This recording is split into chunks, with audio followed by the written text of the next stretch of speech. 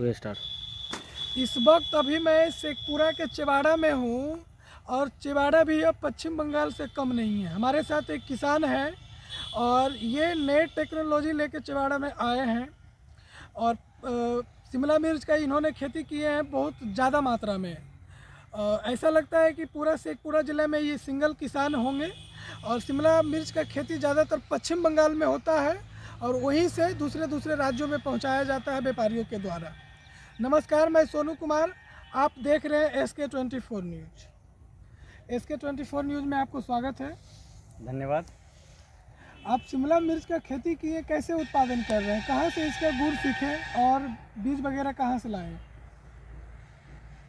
सबसे पहले इसका बारे में जानकारी तो मिर्च खाते थे तो लगता था कि पहले तो आता था बाहर से, तो लगता था कि हमारे यहाँ भी हो सकता है, इतना महंगा शिमला मिर्च खाते हैं तो अपने यहाँ भी खेती किया जा सकता है।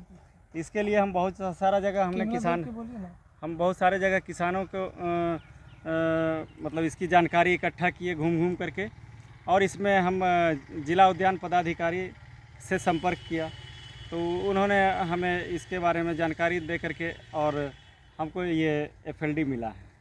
ठीक है, तो इसकी खेती तो ये इंडो इजराइल प्रोजेक्ट है, भारत सरकार का इजराइल के साथ जो कोलैबोरेशन है उसके तहत ये खेती की जाती है। तो इसमें सरकार द्वारा अनुदान भी दिया जा रहा है। ये हम जो खेती कर रहे हैं लगभग 16 कट्ठा का ये है, 2000 स्क्वायर मीटर। इसमें 3600 पौधा लगभग लगाया गया है और इसका प्रोडक्शन तो अभी क्या बताएं, एजम्पशन है, लेकिन कितना प्रोडक्शन होगा नहीं जानते हैं। फिर भी 5-6 kg ईच पौधा होना चाहिए। अगर हमारा ये क्रॉप सक्सेसफुल होता है तो हम अपना जीवन स्तर को सुधार सकते हैं। सुधारने से मतलब है हमारे बच्चे हैं अच्छा स्कूल में पढ़ सकते हैं और हमारा भी जीवन स्तर थोड़ा बदल सकता है। जो बड़े किसान हैं जिनके पास सैकड़ों बीघा ज़मीन है, उनका कहना है कि कृषि में कुछ नहीं रखा हुआ है, किसान सिर्फ ऐसा ही मरता है, सरकार का कोई योगदान नहीं होता है, ना सरकार की तरफ से सब्सिडी मिलता है, सिर्फ मेहनत करता है किसान। और इसी किसान का मेहनत का उपजाया हुआ माने कि सब्जी हो गया, अन्न हो गया, ये सब बड़े बड़े लोग खाते हैं ऐसे। मैं इन बातों से सहमत नहीं हूँ। एक छोटा किसान भी अगर छोटा टेक्नोलॉजी अपना करके खेती करता है तो हमारे ख्याल से जैसे ये 1 बीघा में है तो 1 बीघा अगर धान की खेती में करता तो कितना 20-25 हज़ार रुपया मुनाफा होता।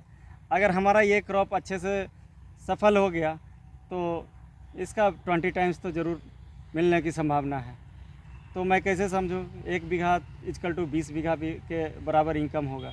तो जाहिर सी बात है छोटे किसान और टेक्नोलॉजी को अपना करके अपना जीवन को बदल सकते हैं, आय को बदल सकते हैं। ये पूरा फार्मा लगाने में कितना लागत लगा होगा और इसका पौधा, शिमला मिर्च का पौधा कहाँ से लाए? शिमला मिर्च का पौधा अभी बिहार में एक्सेलेंस सेंटर है चंडी में, हॉर्टिकल्चर सब्जी की खेती के लिए, वहीं से आता है। ऐसे 10 रुपया में एक पौधा मिलता है और इसमें ये प्रोजेक्ट 25 लाख रुपये का है, जिसमें सरकार 90% अनुदान देती है। इसमें 10% हमारा फार्मर्स का कंट्रीब्यूशन होता है। मैंने इतना फायदा सरकार दे रही है सरकार, कि अगर कोई किसान इस फार्मा का लगाना चाहेगा तो बस 10%, अगर 10 लाख रुपया लग रहा है तो 1 लाख लगाना है, बाकी 9 लाख रुपया सरकार देगी। जी ऐसा ही है, और वो भी 1 लाख वापस दे देती है। और आपका हमारा जो है मेहनत और हमारा पॉजिटिव एटीट्यूड इसमें ज़्यादा काम करता है। हम जितना पॉजिटिव गवर्नमेंट के साथ होते हैं तो बहुत सारी बेनिफिट्स भी हैं इधर उधर से भी। तो कहने से मतलब है कि सरकार हमारे साथ है। हम सरकार की योजनाओं के प्रति और जो नो हाउ है, हम कितना पॉजिटिवली इसको लेते हैं, ले पाते हैं, इट इज़ द मैटर। किसानों के लिए तो सरकार लगता है फ़िदा है, हर चीज़ देने को फ़िदा है। मैंने कागज पे या हकीकत में ज़मीनी पे? भाई साहब, अगर मैं इसको लगाता तो मैं पूरा खेत बेच देता तो भी शायद नहीं बनता। पूरे चिवाड़ा में और भी किसान हैं, उनके पास 100 बीघा ज़मीन है, 50 बीघा ज़मीन है, उनको क्यों नहीं मिला? वो प्रयास नहीं करते हैं। प्रयास करते हैं तो है क्या कि ये इंसेंटिव प्रोग्राम है, एकदम आपको 100% फोकस्ड होना, 24 घंटा फिजिकली मेंटली आपको रहना है क्या। सच्चाई एक बात मैं बताऊं, अगर कोई भी किसान है अगर 2 घंटा सुबह या 2 घंटा शाम, जैसे एक दुकानदार होता है 12 घंटा ड्यूटी देता है, अगर कोई किसान अगर 2 घंटा सुबह 2 घंटा शाम ईमानदारी से दे तो उसका जीवन स्तर बहुत कुछ बदल सकता है। और रही बात इसमें तो भाई 24 घंटा मेंटली आपको यहाँ रहना होगा। फिजिकली नहीं भी रहेंगे चलेगा, लेकिन मेंटली आपको इधर उधर नहीं झांकना है, तभी आप इसको प्रोजेक्ट को कर सकते हैं, हम हो या कोई भी हो। आपके ज़िले का जो किसान है जिनके पास सैकड़ों बीघा ज़मीन है और बंजर की तरह पड़ा हुआ है, सिर्फ खेसारी और धान उपजाते हैं, उस किसान को क्या संदेश देना चाहेंगे? और जो गरीब किसान है जिनके बच्चे पटना कोटा में नहीं पढ़ पाते हैं, मैंने अच्छे उत्पादन के लिए क्या बताना चाहेंगे ताकि उनके बच्चे आपके तरह भी बाहर जाके पढ़े? सबसे पहले मैं बोलूँगा, थोड़ा सुनने वाले को तकलीफ़ भी हो सकता है। मैंने अभी इस साल का प्रोजेक्ट आया हो, मैंने 10-15 किसानों को बोला भाई आप ये ले लीजिए, आप भी करिए। वो बोलते हैं कि आप ले लीजिए, हम ज़मीन दे देते हैं, एग्रीमेंट कर देते हैं, 2 लाख रुपया आप लगा के करिए। हम कहे नहीं, आपको करना है, आपके बच्चे के लिए करना है, आप एक मॉडल बनिए। रही बात छोटे किसान लालायित हैं तो उनके पास जगह नहीं है, या उनका थोड़ा सा उस स्तर से थोड़ा सोच नहीं पाते हैं, क्योंकि ये प्रोग्राम जो है उद्यमिता की ओर ले जाती है। आप जब यहाँ से निकलते हैं तो कृषि से एक फार्मर प्रोड्यूसर ही नहीं, प्रोड्यूसर के साथ आप मार्केटिंग भी करते हैं, आपका एक रिस्क भी होता है, एक अच्छा खासा इन्वेस्टमेंट भी होता है।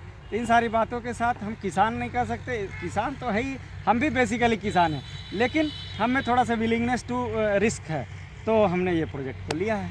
अगर मैं इसमें कामयाब होता तो हमारा बच्चा भी कोटा, बेंगलोर और USA में भी जाके पढ़ सकता है। हमारा इनकम अच्छा होगा तो ज़रूर जाएगा। यही शिमला मिर्च का पैसा से बिल्कुल, शिमला मिर्च, इसके बाद फिर खीरा की खेती करेंगे, धनिया की खेती करेंगे, टमाटर की खेती करेंगे।